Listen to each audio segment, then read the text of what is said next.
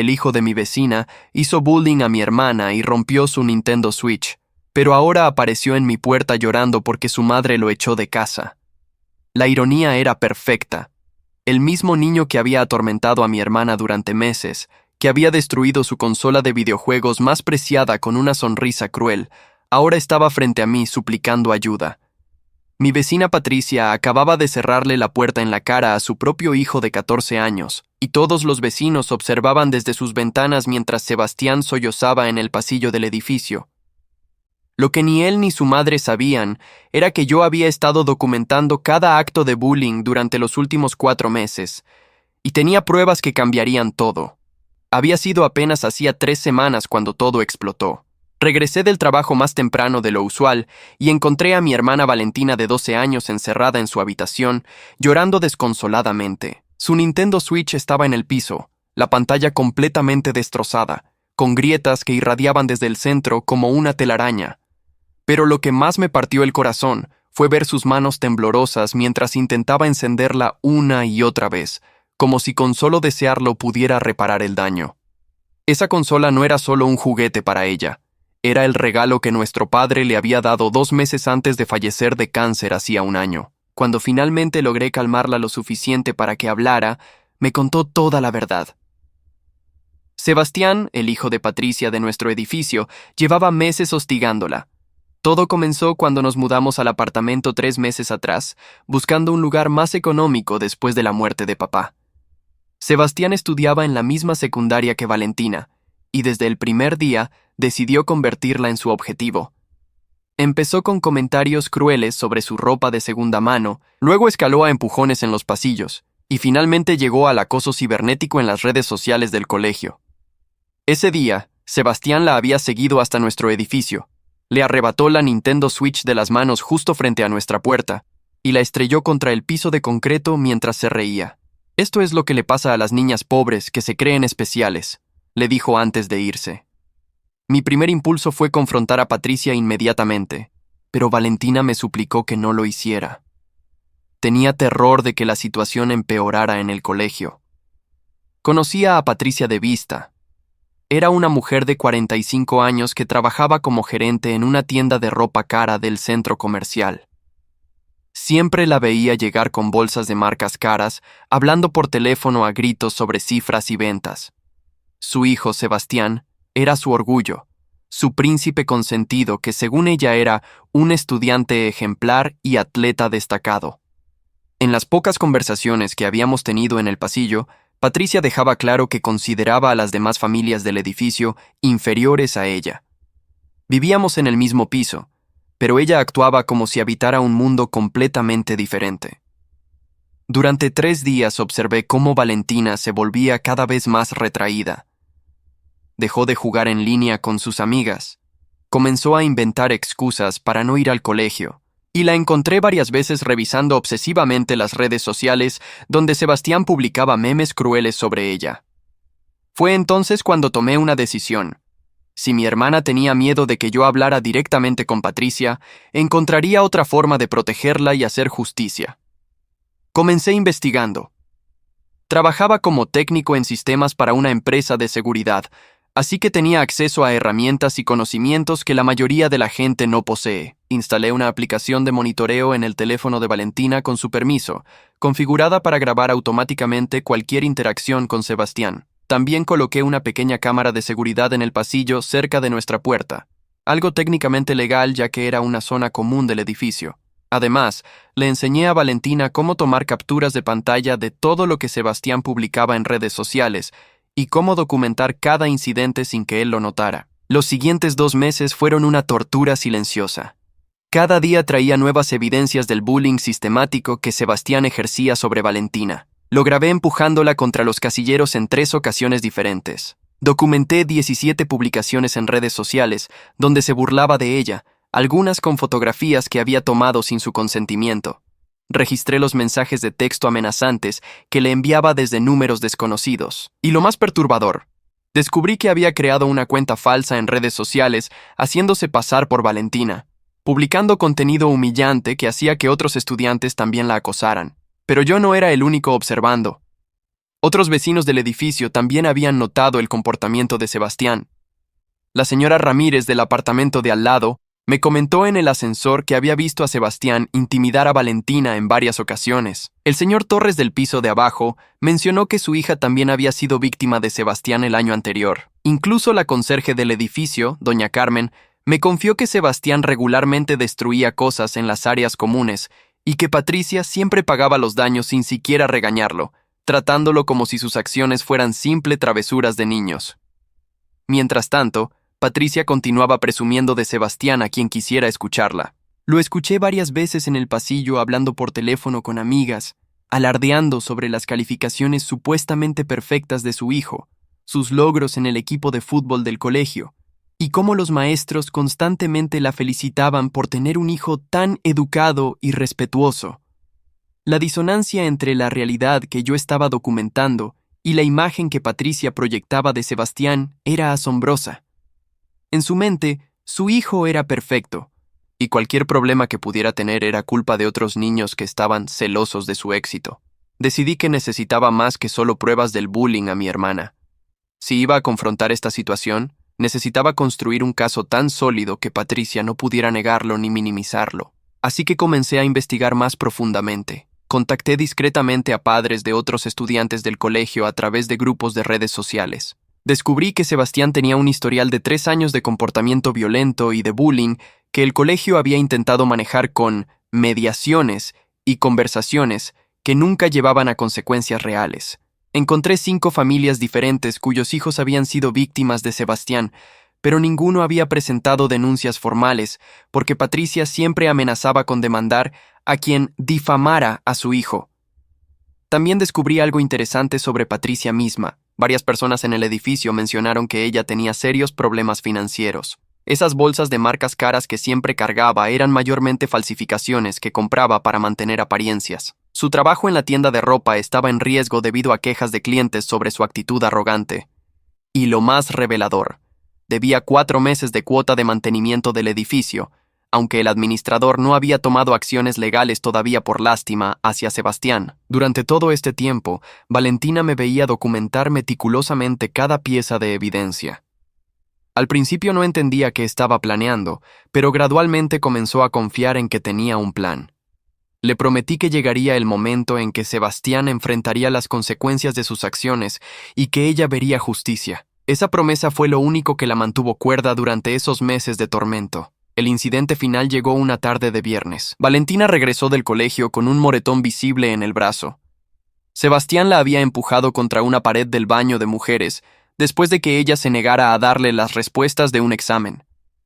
Cuando le pregunté si había alguien más presente, me dijo que sí, que 2 amigas lo habían presenciado todo y que una de ellas incluso lo había grabado con su teléfono.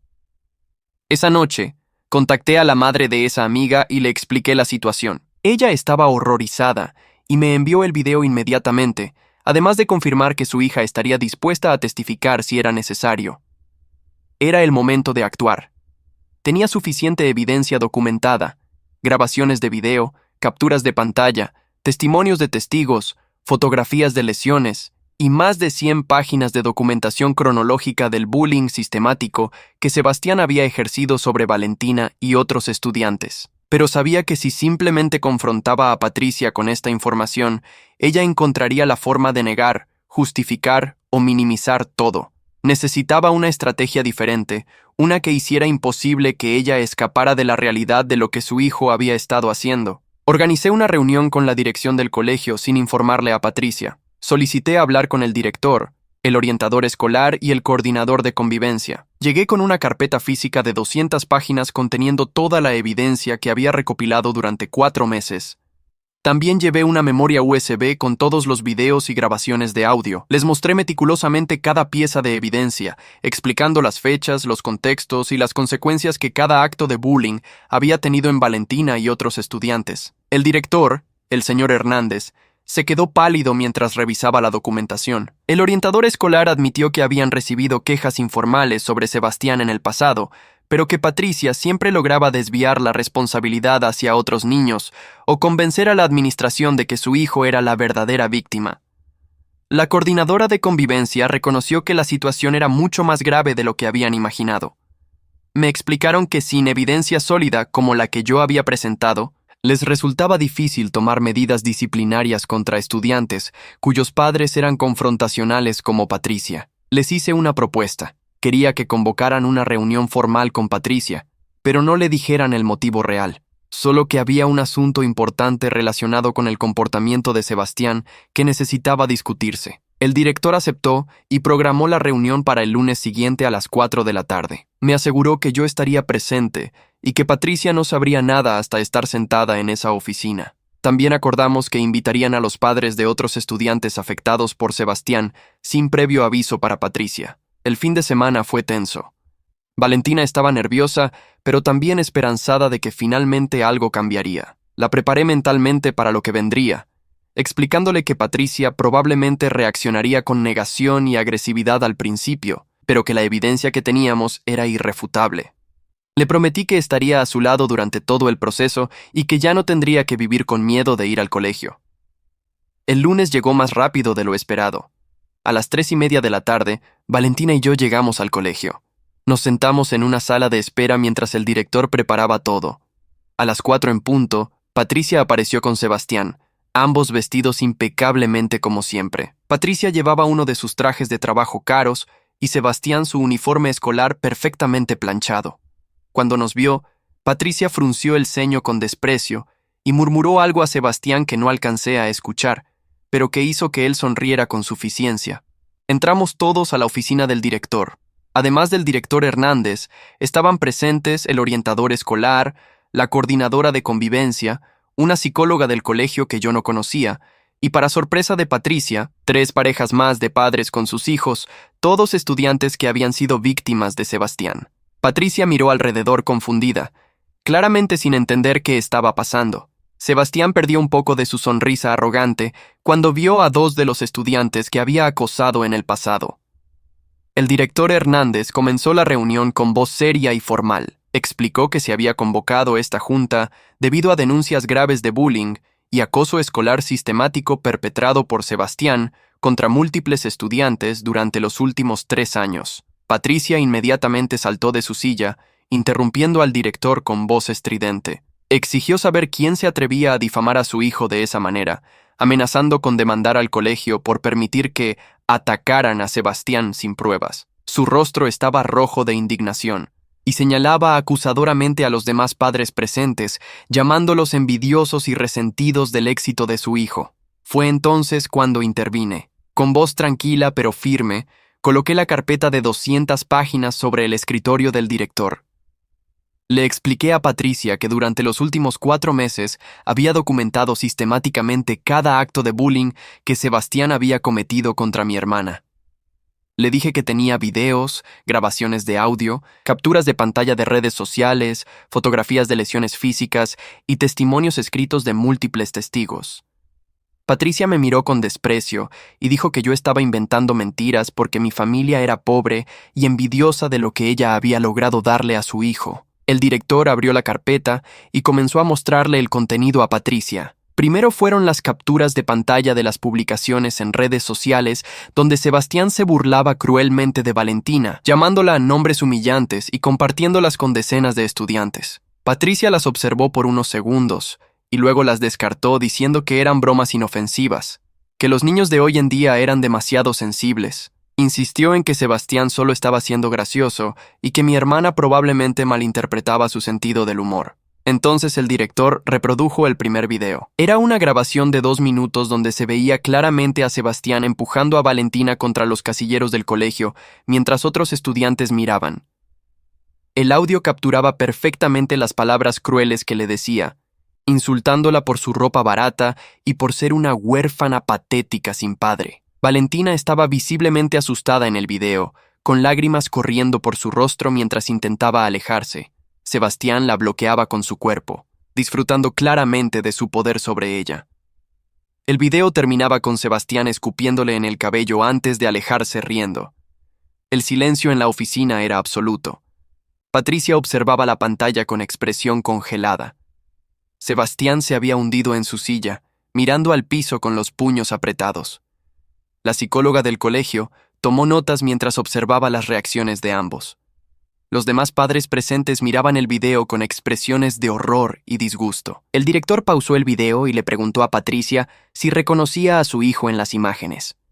Ella comenzó a balbucear excusas, diciendo que seguramente había un contexto que no estábamos viendo, que Valentina probablemente había provocado a Sebastián de alguna manera. Reprodujimos 5 videos más. En uno, Sebastián destruía deliberadamente la Nintendo Switch de Valentina mientras ella lloraba y le suplicaba que se detuviera. En otro, Sebastián derramaba refresco sobre los libros de texto de otro estudiante y luego lo obligaba a agradecerle por limpiar su basura. Un tercer video mostraba a Sebastián empujando a una niña pequeña en las escaleras, causando que cayera y se lastimara la rodilla. Cada video era más perturbador que el anterior, mostrando un patrón claro de violencia física y psicológica deliberada contra estudiantes más vulnerables que él. Patricia intentó defender cada video con argumentos cada vez más débiles e irracionales.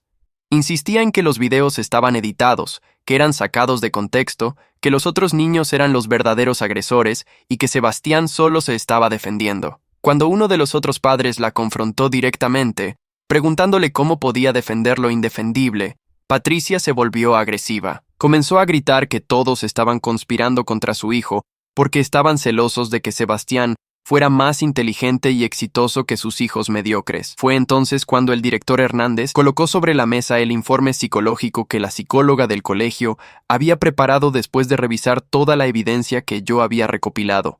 El informe concluía que Sebastián mostraba signos claros de comportamiento agresivo crónico, falta de empatía y tendencias hacia la manipulación y el control. La psicóloga explicó que el patrón de comportamiento documentado no era normal ni era algo que pudiera atribuirse a bromas infantiles inocentes. Sebastián estaba exhibiendo señales de alerta serias que requerían intervención profesional inmediata. Patricia escuchó el informe con creciente incredulidad y luego explotó en furia. Acusó a la psicóloga de ser incompetente, al director de permitir que atacaran a su hijo sin darle oportunidad de defenderse, y a mí de ser un padre sobreprotector que estaba traumatizando a mi hermana con mentiras. Se levantó de su silla y declaró que no iba a tolerar esa farsa ni un segundo más. Tomó a Sebastián del brazo y anunció que se irían inmediatamente, amenazando nuevamente con demandar al colegio y a todos los presentes. El director Hernández se puso de pie con expresión grave y le informó a Patricia que el colegio había tomado la decisión de suspender a Sebastián de manera indefinida mientras se realizaba una investigación formal. Le explicó que la evidencia era demasiado seria como para ignorarla y que el colegio tenía la obligación legal de proteger a todos sus estudiantes de situaciones de acoso escolar. Además, le notificó que el caso sería reportado a las autoridades educativas del distrito y que posiblemente se involucraría a servicios de protección de menores. Patricia palideció visiblemente cuando escuchó esto. Por primera vez desde que comenzó la reunión, su fachada de seguridad arrogante se agrietó. Tartamudeó intentando procesar lo que acababa de escuchar. Sebastián la miraba con pánico, finalmente comprendiendo que las consecuencias de sus acciones eran reales. Patricia intentó negociar, prometiendo que Sebastián se disculparía con todos, que se sometería a terapia, que cambiaría completamente su comportamiento. Suplicó que no suspendieran a su hijo porque eso arruinaría su expediente académico y sus oportunidades futuras. El director fue inflexible. La decisión estaba tomada. Patricia y Sebastián tenían que abandonar el edificio inmediatamente. Se les contactaría en los próximos días con los detalles de la investigación formal y el proceso que seguiría. Los demás padres presentes expresaron su apoyo a la decisión del colegio, algunos de ellos compartiendo brevemente cómo el bullying de Sebastián había afectado profundamente a sus propios hijos durante años. Uno de los padres mencionó que su hijo había desarrollado ansiedad severa y había necesitado terapia debido al acoso constante de Sebastián. Patricia salió de esa oficina destruida. Su arrogancia había sido completamente desmantelada frente a evidencia irrefutable y testigos múltiples. Sebastián caminaba detrás de ella con la cabeza gacha, finalmente confrontando la realidad de que sus acciones tenían consecuencias. Los vi salir del colegio mientras yo permanecía en la oficina, coordinando los siguientes pasos con el director. Acordamos que Valentina regresaría a clases al día siguiente con la garantía de que Sebastián no estaría presente. Esa noche, cuando Valentina y yo regresamos a casa, ella finalmente pudo respirar. Por primera vez en meses, no tenía miedo de ir al colegio al día siguiente. Me abrazó llorando. no de tristeza, sino de alivio. Me agradeció por no haberla abandonado, por creerle cuando le contó sobre el bullying y por hacer algo al respecto cuando ella había perdido la esperanza de que alguien la protegería. Le prometí que las cosas mejorarían a partir de ahora y que ya no tendría que vivir con ese peso. Los siguientes días fueron extrañamente tranquilos en el edificio. Patricia y Sebastián apenas salían de su apartamento. Cuando ocasionalmente nos cruzábamos en el pasillo, Patricia desviaba la mirada y caminaba rápidamente en dirección opuesta. Sebastián parecía haberse vuelto invisible. Ya no había rastro de esa arrogancia cruel que solía exhibir. Los demás vecinos del edificio se habían enterado de lo sucedido en el colegio y la percepción de Patricia y su hijo había cambiado completamente. Ya no eran la familia perfecta y exitosa que Patricia había trabajado tanto por proyectar. 2 semanas después de la reunión en el colegio, la investigación formal concluyó. El distrito educativo determinó que Sebastián sería transferido obligatoriamente a otro colegio con un programa especializado para estudiantes con problemas de conducta. Además, se le ordenó asistir a terapia psicológica intensiva 2 veces por semana. El colegio también implementó nuevas políticas anti-bullying más estrictas y programas de concientización para prevenir situaciones similares en el futuro. Valentina recibió apoyo psicológico del colegio para ayudarla a superar el trauma del bullying que había sufrido. Patricia intentó apelar la decisión del distrito, pero sin éxito. La evidencia que yo había recopilado era demasiado sólida y documentada. Además, varios otros padres presentaron denuncias formales sobre el bullying que Sebastián había perpetrado contra sus hijos en años anteriores, fortaleciendo aún más el caso. La realidad era que Patricia había permitido que su hijo desarrollara comportamientos peligrosos durante años, ignorando todas las señales de advertencia y defendiendo lo indefendible. El golpe final para Patricia llegó un mes después cuando perdió su trabajo en la tienda de ropa. Aparentemente, varios clientes se habían quejado de su actitud arrogante y despectiva, y cuando la gerencia investigó, descubrieron que había estado usando su posición para obtener descuentos no autorizados en productos caros que luego vendía en línea para mantener su estilo de vida. Su despido fue inmediato. Sin su ingreso principal y con deudas acumuladas incluyendo 4 meses de cuota de mantenimiento del edificio, Patricia comenzó a desmoronarse. Intentó conseguir otro empleo, pero su reputación en el sector retail ya estaba dañada. Las referencias de su antiguo trabajo eran negativas. Además, el tiempo que ahora tenía que dedicar a llevar a Sebastián a terapia y supervisar su comportamiento en el nuevo colegio complicaba su disponibilidad para trabajar.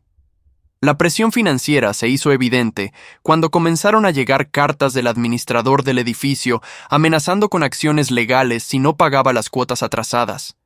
Valentina, mientras tanto, florecía.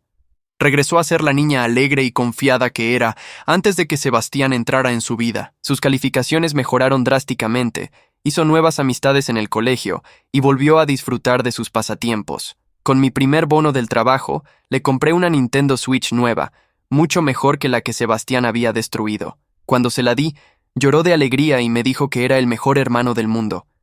Ese momento valió más que cualquier otra cosa. 3 meses después del incidente en el colegio, un domingo por la tarde, escuché golpes desesperados en mi puerta. Cuando abrí, encontré a Sebastián parado ahí con una mochila a sus pies, los ojos rojos e hinchados de tanto llorar. Me miró con una mezcla de desesperación y humillación que nunca había visto en él antes. Detrás de él, pude ver la puerta del apartamento de Patricia cerrada y escuché su voz desde el interior gritando que no volviera hasta que aprendiera a ser un hijo agradecido. Sebastián me explicó entre sollozos que había tenido una pelea terrible con su madre. Patricia lo culpaba por la pérdida de su trabajo, por los problemas financieros, por la vergüenza social que ahora enfrentaban en el edificio y en el vecindario.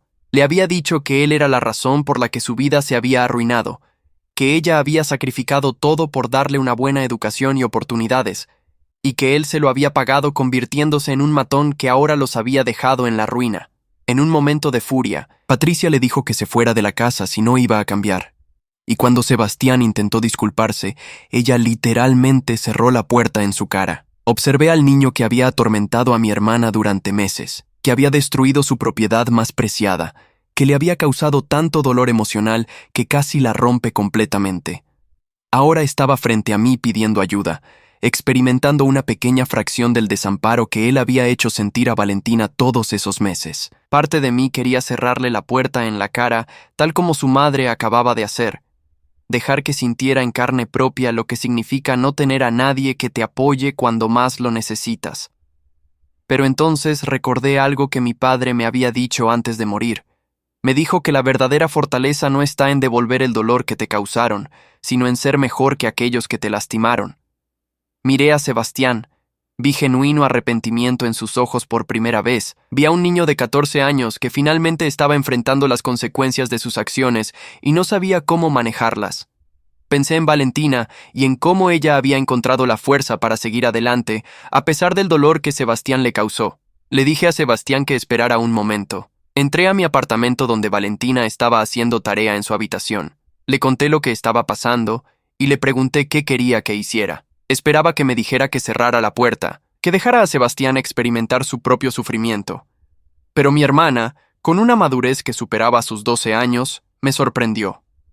Me dijo que Sebastián necesitaba ayuda, que su madre claramente tenía problemas serios, y que si yo tenía la oportunidad de hacer algo bueno, debería hacerlo. Me recordó que papá siempre nos enseñó a ser compasivos, incluso con quienes no lo merecían. Regresé a la puerta donde Sebastián seguía esperando. Le dije que podía quedarse en nuestro apartamento esa noche, pero bajo condiciones estrictas. Tendría que disculparse sinceramente con Valentina. Tendría que comprometerse a continuar con su terapia y trabajar genuinamente en cambiar su comportamiento. Y tendría que entender que esta era una oportunidad de demostrar que podía ser mejor de lo que había sido, no un escape de las consecuencias de sus acciones. Sebastián aceptó cada condición sin dudar. Esa noche, Sebastián se disculpó con Valentina. No fue una disculpa superficial o forzada. Lloró mientras le explicaba que había estado tan enfocado en sentirse superior a los demás, que nunca se detuvo a pensar en el daño real que estaba causando. Admitió que había disfrutado del poder que sentía al intimidar a otros, y que ahora se daba cuenta de lo monstruoso que eso era. Le dijo a Valentina que entendía si ella nunca podía perdonarlo, pero que pasaría el resto de su vida tratando de ser la clase de persona que mereciera perdón. Valentina escuchó en silencio. Cuando Sebastián terminó, ella simplemente asintió y dijo que esperaba que él realmente cambiara, porque ella nunca querría que nadie más sintiera lo que ella había sentido durante esos meses de bullying. Luego se fue a su habitación, dejándome a solas con Sebastián en la sala. Le preparé el sofá para que durmiera esa noche, y mientras lo hacía, él me preguntó por qué estaba ayudándolo después de todo lo que había hecho. Le respondí con honestidad. Le dije que no estaba ayudándolo por él, sino porque mi hermana me había enseñado que ser fuerte significaba elegir la compasión incluso cuando no era fácil.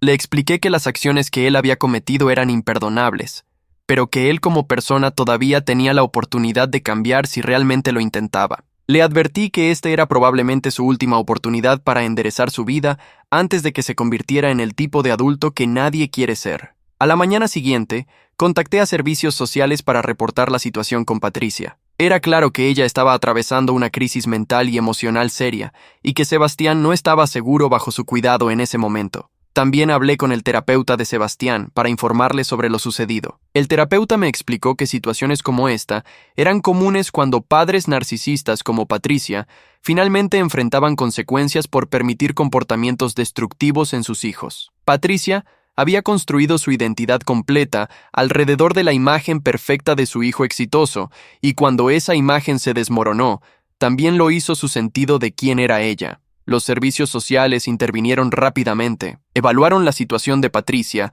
y determinaron que necesitaba ayuda psiquiátrica urgente.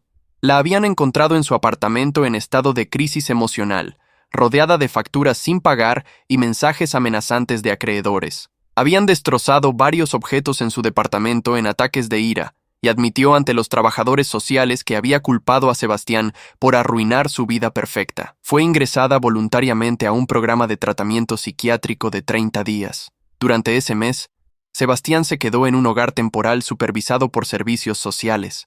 Continuó con su terapia intensiva y, según los reportes de su terapeuta, estaba haciendo progreso genuino en reconocer y cambiar sus patrones de comportamiento. En su nuevo colegio, bajo supervisión constante, comenzó a construir relaciones saludables con compañeros. Ya no había rastro del matón arrogante que había sido. En su lugar, había un adolescente asustado pero determinado a ser mejor. Valentina y yo lo visitamos 2 veces durante ese mes. Ella quería ver por sí misma si el cambio en Sebastián era real o solo una actuación. Durante esas visitas, Sebastián demostró progreso tangible. Había aprendido a expresar sus emociones de manera saludable, a reconocer cuando sentía impulsos de comportamiento agresivo y a usar las herramientas que su terapeuta le había enseñado para manejarlos. Más importante, había desarrollado empatía genuina, algo que claramente le había faltado durante años. Cuando Patricia salió del programa de tratamiento, era una persona diferente. El barniz de arrogancia y superioridad había desaparecido completamente, reemplazado por una humildad dolorosa. Se disculpó conmigo en el pasillo del edificio, admitiendo que había sido una madre terrible que permitió que su necesidad de validación externa destruyera a su hijo. Reconoció que había proyectado todas sus inseguridades en Sebastián, criándolo para que creyera que ser cruel con los demás era aceptable mientras mantuvieran una imagen de éxito. Me dijo que estaba trabajando con su propia terapeuta para entender las raíces de su comportamiento y cómo podía ser una mejor madre. Había conseguido un empleo modesto como dependiente en una tienda pequeña, muy diferente de su posición gerencial anterior, pero que le permitía pagar sus deudas lentamente. Ya no intentaba mantener apariencias falsas de riqueza. Había vendido la mayoría de sus posesiones caras reales y falsas para poner al día sus cuotas de mantenimiento del edificio. 6 meses después del incidente inicial, Sebastián regresó a vivir con Patricia bajo supervisión continua de servicios sociales. La relación entre madre e hijo era frágil pero mejorando. Ambos estaban en terapia, tanto individual como familiar, trabajando para reconstruir su dinámica de manera saludable. Patricia había aprendido a ver a Sebastián como una persona con necesidades emocionales reales, no como una extensión de su propio ego o una herramienta para validación social. En el edificio, la transformación era notable. Patricia ya no era la vecina arrogante que miraba a todos con desprecio. Saludaba cortésmente, ayudaba cuando podía y se mantenía humilde. Sebastián, cuando ocasionalmente se cruzaba con Valentina en el pasillo, la saludaba respetuosamente y seguía su camino sin molestarla. Había un entendimiento silencioso entre ellos. Él había causado daño tremendo. Ella había demostrado fortaleza al sobrevivir, y ambos seguirían adelante con sus vidas sin más interacción de la necesaria. Un año después, recibí una carta inesperada de Patricia. En ella, me agradecía por haber documentado el comportamiento de Sebastián y por forzar la intervención que ambos necesitaban desesperadamente. Escribió que aunque en su momento lo vivió como la peor humillación de su vida, ahora se daba cuenta de que fue el despertar que necesitaba para salvar a su hijo antes de que fuera demasiado tarde. Me explicó que Sebastián había completado su programa de rehabilitación conductual con excelentes evaluaciones, y que por primera vez en años, ella tenía una relación genuina con su hijo basada en amor real, no en ilusiones de perfección. La carta también incluía una disculpa formal escrita por Sebastián dirigida a Valentina. En ella, él detallaba específicamente cada acción cruel que había cometido contra ella, reconocía el daño que había causado y explicaba el trabajo que había hecho en terapia para entender por qué había actuado así. No pedía perdón porque entendía que no lo merecía, pero quería que Valentina supiera que él cargaba con el peso de sus acciones cada día y que se había comprometido a nunca volver a lastimar a nadie de esa manera. Valentina leyó la carta en silencio. Cuando terminó, la dobló cuidadosamente y la guardó en un cajón de su escritorio. Me dijo que apreciaba que Sebastián finalmente entendiera lo que había hecho, pero que todavía necesitaba tiempo para procesar todo. El perdón no era algo que ella pudiera dar inmediatamente, si es que alguna vez podía darlo. Lo que importaba ahora era que ella estaba bien, que había sanado del trauma y que tenía su vida de regreso. Sebastián tendría que vivir con las consecuencias de sus acciones, tal como ella había tenido que vivir con el dolor que él causó. Pasaron 2 años desde aquel día en el colegio cuando todo cambió. Valentina ahora tiene 14 años y es una estudiante destacada con un grupo sólido de amigas que la apoyan. Continúa en terapia ocasionalmente para procesar el trauma residual del bullying, pero ha desarrollado una resiliencia notable. Es vocera en el programa anti-bullying de su colegio, compartiendo su historia para ayudar a otros estudiantes que enfrentan situaciones similares. Su valentía al hablar públicamente sobre su experiencia ha inspirado a docenas de otros estudiantes a reportar casos de acoso que antes mantenían en secreto. Sebastián ahora tiene 16 años y asiste a un colegio diferente donde nadie conoce su pasado. Según los reportes que ocasionalmente recibo de su terapeuta, con quien mantengo contacto por solicitud de Patricia, Sebastián se ha convertido en un defensor activo contra el bullying. Trabaja como voluntario en programas de mentoría para estudiantes más jóvenes, específicamente aquellos que muestran signos de comportamiento agresivo, usando su propia historia como ejemplo de cómo las acciones tienen consecuencias duraderas. Su transformación parece ser genuina y sostenida. Patricia y yo mantenemos una relación cordial pero distante. Ella ha reconstruido su vida desde cero, con humildad y trabajo arduo. Ya no busca validación externa a través de apariencias falsas o del éxito de su hijo. Ha encontrado satisfacción en ser una madre presente y consciente, en pagar sus deudas honestamente y en vivir dentro de sus posibilidades reales. Los demás vecinos del edificio han notado el cambio y gradualmente han dejado de verla con el desprecio que antes sentían. Algunos incluso han desarrollado respeto por cómo manejó su caída y reconstrucción. Hace 3 meses, Valentina hizo algo que me sorprendió completamente. Me dijo que quería hablar con Sebastián.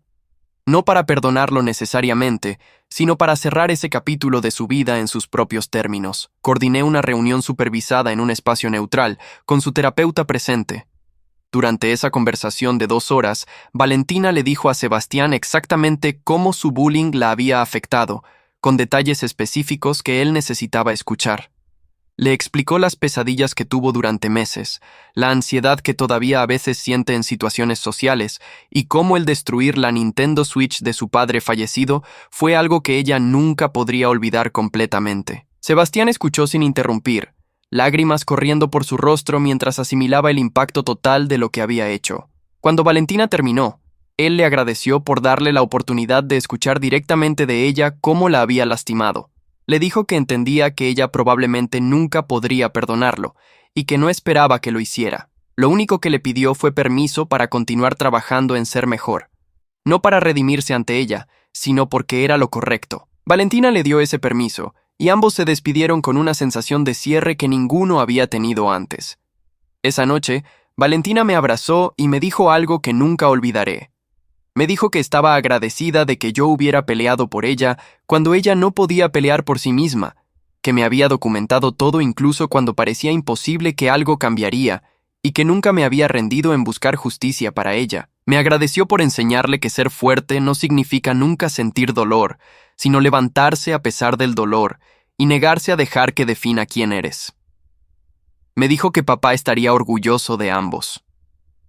Reflexionando sobre todo lo que pasó, me doy cuenta de que la justicia tomó una forma diferente de la que originalmente imaginé. No fue solo sobre castigar a Sebastián o humillar a Patricia, aunque ambos experimentaron consecuencias dolorosas y necesarias. Fue sobre proteger a mi hermana, validar su dolor y asegurarme de que los responsables enfrentaran la realidad de sus acciones.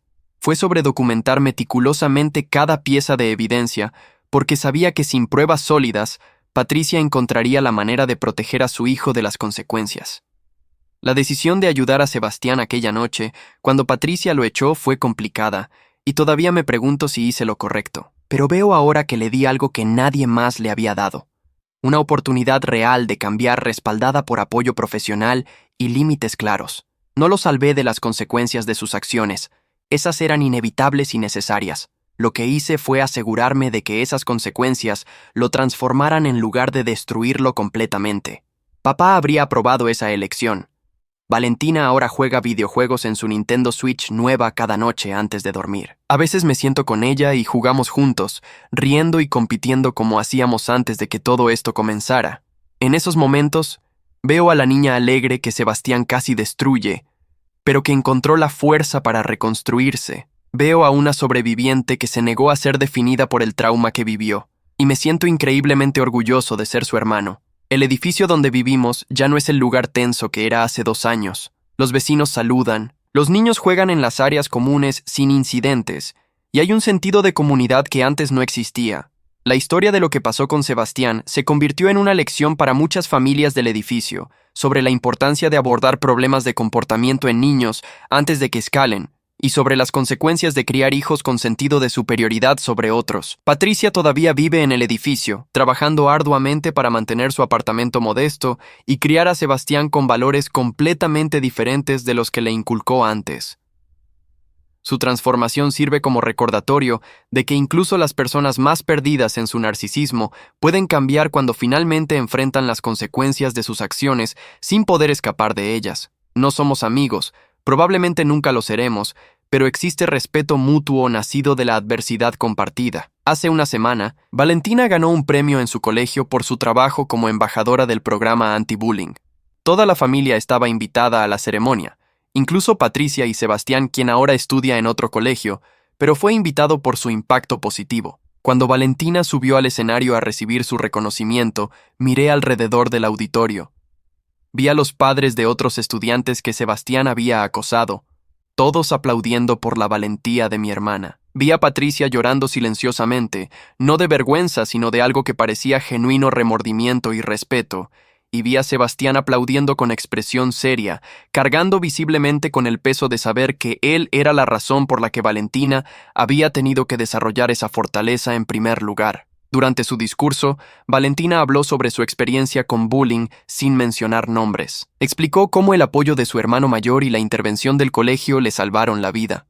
Habló sobre la importancia de documentar el abuso, de hablar aunque tengas miedo, y de buscar justicia incluso cuando parece imposible. Terminó diciendo que el bullying no define a la víctima, sino al perpetrador, y que los sobrevivientes tienen el poder de reclamar sus vidas y usar sus experiencias para ayudar a otros. El auditorio se puso de pie en ovación, y yo lloré de orgullo por la increíble joven en la que mi hermana se había convertido. Después de la ceremonia, mientras caminábamos hacia el auto, Valentina me tomó de la mano y me agradeció una vez más por nunca rendirme con ella.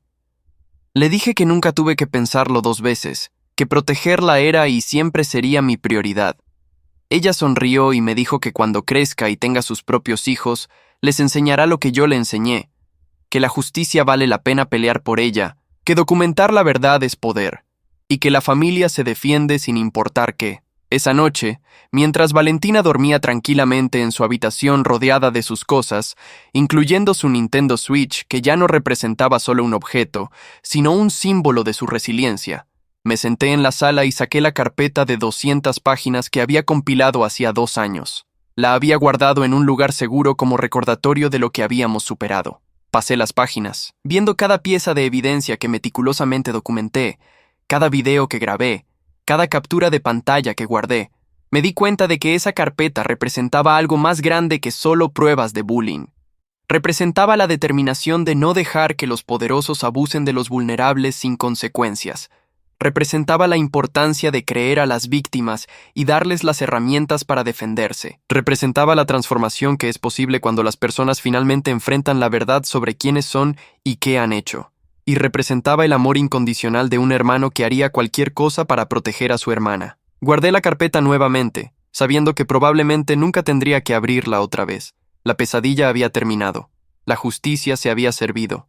Y mi hermana estaba a salvo, prosperando, y usando su voz para ayudar a otros que enfrentan lo que ella enfrentó. En el fondo, eso era todo lo que importaba. Actualización. 1 año después. 3 años completos han pasado desde aquel día que cambió nuestras vidas para siempre. Valentina ahora tiene 15 años y acaba de ser aceptada en un programa especial de liderazgo estudiantil a nivel nacional.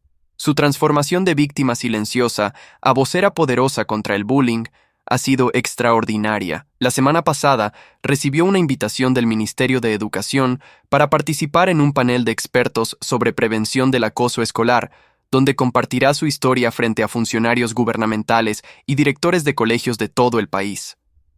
Lo que más me llena de orgullo no es solo que haya sanado, sino cómo ha convertido su dolor en propósito. Valentina creó un canal en redes sociales llamado Voces que no callan, donde documenta historias de otros sobrevivientes de bullying y ofrece recursos para víctimas y sus familias.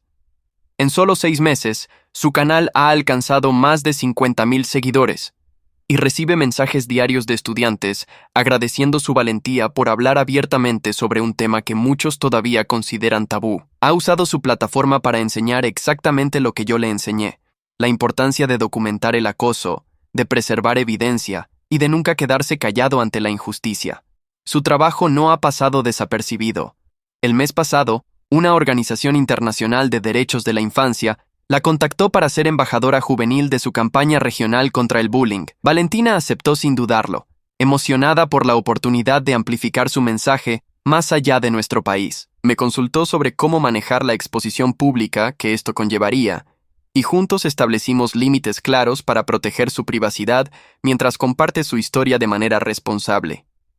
En cuanto a Sebastián, su transformación ha sido sostenida y profunda.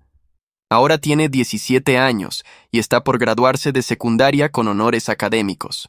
Más allá de sus calificaciones, lo que realmente marca su cambio es su trabajo voluntario constante. Dedica 20 horas semanales a un programa de rehabilitación conductual para adolescentes con problemas de agresividad, usando su propia historia como testimonio vivo de que el cambio real es posible cuando hay compromiso genuino y apoyo profesional adecuado. Hace 2 meses, Sebastián me contactó con una solicitud inusual. Quería hacer una donación significativa a nombre de Valentina para el programa Voces que no callan. Me explicó que había estado trabajando los últimos 2 años en empleos de medio tiempo, ahorrando cada peso con un propósito específico. Había juntado exactamente la misma cantidad que costaba la Nintendo Switch que destruyó, ajustada por inflación, más un monto adicional para apoyar la causa de mi hermana. No era solo dinero. Era su forma de demostrar que entendía el valor de lo que destruyó y que su arrepentimiento se traducía en acciones concretas, no solo palabras vacías. Consulté con Valentina antes de aceptar la donación. Esperaba que se negara, pero nuevamente me sorprendió con su madurez. Me dijo que el dinero no era para ella personalmente, sino para ayudar a otras víctimas de bullying, y que rechazarlo por orgullo sería privar a otros de recursos que podrían necesitar desesperadamente. Aceptamos la donación, y Valentina públicamente agradeció a un donante anónimo en su canal, sin revelar que era Sebastián. Ese acto de gracia de mi hermana dijo más sobre su carácter que cualquier discurso podría expresar. Patricia también ha continuado su camino de transformación. Después de 2 años trabajando como simple dependiente, finalmente fue promovida a supervisora de tienda en una cadena de comercio local. No es el puesto gerencial prestigioso que tenía antes, pero lo maneja con humildad genuina y respeto hacia sus empleados. Varios de ellos me han contado que es una jefa justa y comprensiva, muy diferente de la mujer arrogante que alardeaba sobre su posición anterior. Hace 6 meses, Patricia se inscribió en clases nocturnas de psicología infantil en una universidad comunitaria. Me contó en el pasillo que quiere entender mejor cómo su propia crianza narcisista afectó a Sebastián y cómo puede ayudar a otros padres a no cometer los mismos errores que ella cometió. No busca redimirse ante mí o ante Valentina, simplemente está haciendo el trabajo interno necesario para ser una mejor persona y madre. Su humildad ahora es auténtica, no performativa como solía ser su arrogancia. Lo más sorprendente ocurrió hace 3 semanas. Patricia organizó una charla comunitaria en el edificio sobre señales de alerta de comportamiento problemático en niños y adolescentes. Invitó a un psicólogo profesional y a un educador especializado en convivencia escolar. Durante la charla, Patricia compartió públicamente su propia historia, admitiendo frente a todos los vecinos cómo su negligencia parental y su obsesión con mantener apariencias permitieron que Sebastián desarrollara patrones de comportamiento destructivos que casi arruinaron su vida y lastimaron profundamente a otros. La vulnerabilidad de Patricia en esa charla fue impactante. Lloró al describir cómo había valorado más la imagen de tener un hijo perfecto que realmente conocer quién era su hijo. Explicó cómo había ignorado todas las señales de advertencia porque admitirlas habría significado aceptar que ella había fallado como madre. Varios padres del edificio se acercaron después para agradecerle por su honestidad, y algunos confesaron que veían comportamientos similares en sus propios hijos que ahora se comprometían a abordar antes de que escalaran. En cuanto a mi propia vida, el último año me trajo cambios significativos. Fui promovido a gerente de proyectos en mi empresa de seguridad, con un aumento sustancial que nos ha permitido a Valentina y a mí mudarnos a un apartamento más grande en un vecindario mejor. Sin embargo, decidimos quedarnos en el mismo edificio. Este lugar representa nuestra historia, nuestra lucha y nuestra victoria. Irnos se sentiría como escapar, y nosotros no escapamos de nada, enfrentamos todo de frente. Valentina insistió en quedarnos por otra razón también. Me dijo que nuestra presencia aquí sirve como recordatorio constante para Sebastián y Patricia de que las consecuencias de las acciones son permanentes, que el perdón no borra el pasado y que la redención se mide en años de comportamiento sostenido, no en disculpas momentáneas. Mi hermana entiende algo que muchos adultos no comprenden. La compasión no requiere olvidar y la gracia no significa ausencia de límites. El mes pasado organizamos una cena familiar especial. Era el aniversario número 4 de la muerte de nuestro padre, y Valentina quería honrarlo de una manera significativa. Cocinamos sus platillos favoritos, sacamos fotografías viejas y compartimos recuerdos de él. Durante la cena, Valentina me contó algo que no sabía. Me dijo que poco antes de morir, papá le hizo prometer que nunca dejaría que nadie la hiciera sentir pequeña, que siempre defendería su valor incluso cuando otros intentaran quitárselo. Me confesó que durante los peores meses del bullying, esa promesa era lo único que la mantenía viva. Había días en que consideraba dejarse destruir por Sebastián, simplemente rendirse y aceptar que tal vez él tenía razón sobre ella. Pero cada vez que llegaba a ese punto, recordaba la promesa que le hizo a papá y encontraba fuerzas para resistir un día más. Escuchar esto me partió y me llenó el corazón simultáneamente. Papá, incluso en su ausencia, había sido el ancla que mantuvo a Valentina aferrada a su valor propio cuando todo lo demás se desmoronaba. Le pregunté a Valentina si alguna vez había considerado perdonar completamente a Sebastián. Su respuesta fue madura más allá de sus 15 años. Me dijo que el perdón no era algo que ella le debiera a él, sino algo que podría elegir darle, si algún día sentía que era lo correcto para su propia paz interior. Explicó que reconocía y respetaba el cambio genuino de Sebastián, pero que ese cambio no borraba el trauma que él le causó, ni eliminaba las cicatrices emocionales que todavía carga. Me dijo algo que nunca olvidaré. Sebastián trabajó duro para convertirse en una mejor persona, y eso es admirable, pero yo también trabajé duro para sanar del daño que él me causó. Mi sanación no depende de perdonarlo, así como su redención no depende de que yo lo perdone. Ambos seguimos adelante con nuestras vidas, y eso es suficiente. La sabiduría de mi hermana menor continúa asombrándome. La semana pasada, durante una conferencia escolar sobre prevención del bullying, donde Valentina era panelista invitada, Sebastián asistió como parte del público. Cuando llegó el turno de preguntas, Sebastián levantó la mano. Mi corazón se detuvo, preocupado de que fuera a decir algo inapropiado que arruinara el momento de Valentina. Pero lo que dijo fue profundo y necesario. Sebastián se identificó como un exagresor que había causado daño severo a múltiples compañeros, incluyendo la panelista. Explicó frente a 200 personas que durante años había creído que sus acciones eran justificables, que sus víctimas eran débiles y merecían su crueldad. Describió cómo la intervención forzada, la terapia intensiva y las consecuencias dolorosas de perder todo lo que valoraba finalmente quebraron su negación y le permitieron ver el monstruo en que se había convertido. Terminó diciendo que si algún estudiante presente estaba perpetrando bullying contra alguien, lo detuviera inmediatamente, porque las consecuencias eventualmente llegarían y serían devastadoras. El auditorio quedó en silencio absoluto. Valentina, desde el panel, simplemente asintió reconociendo su testimonio sin agregar comentarios. Después del evento, varios estudiantes se acercaron a Sebastián agradeciéndole por su honestidad brutal.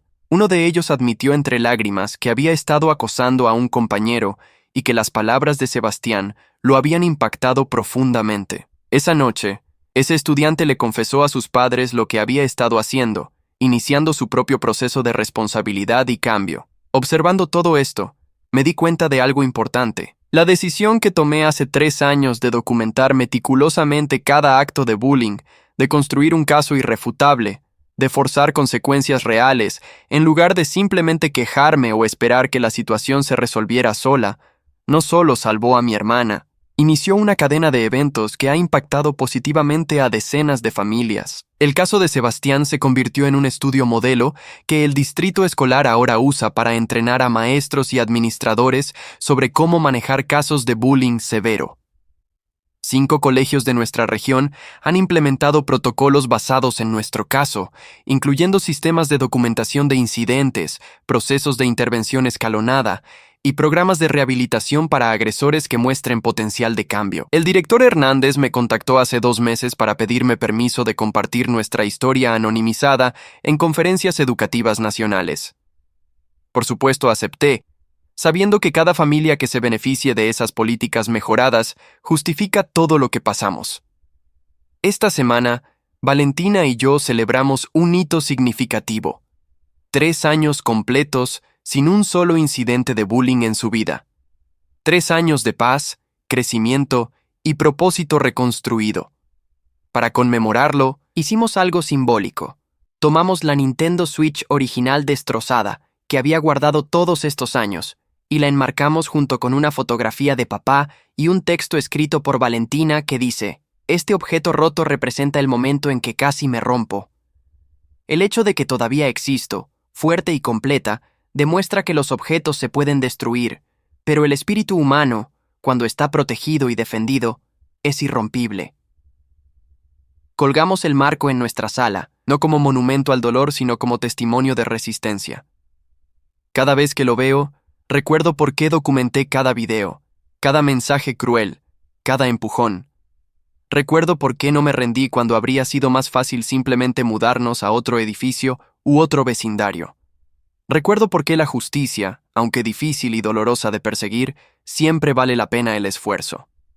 Hace 3 noches, justo antes de dormir, Valentina entró a mi habitación con su nueva Nintendo Switch en mano. Se sentó al borde de mi cama y me dijo: «Gracias por enseñarme que documentar la verdad es más poderoso que cualquier mentira, que la justicia a veces tarda pero eventualmente llega, y que la familia verdadera pelea por ti incluso cuando todo parece perdido. Papá eligió bien cuando te dejó a cargo de cuidarme». En ese momento, abrazando a mi hermana que había sobrevivido y prosperado, a pesar de todo lo que intentaron destruir en ella, supe que cada hora que pasé documentando evidencia, cada noche sin dormir preocupado por su bienestar, cada confrontación difícil con Patricia y el sistema escolar, absolutamente todo había valido la pena. La justicia no es solo sobre castigo, es sobre proteger a los vulnerables y asegurar que los responsables enfrenten consecuencias reales que los transformen o los remuevan. Nuestra historia continúa escribiéndose cada día, pero el capítulo del bullying se cerró definitivamente. Ahora escribimos capítulos sobre sanación, propósito y el impacto positivo que podemos tener cuando convertimos nuestro dolor en poder para ayudar a otros que enfrentan situaciones similares. Y eso, finalmente, es lo que significa transformar la injusticia en justicia, el trauma en triunfo y la victimización en victoria.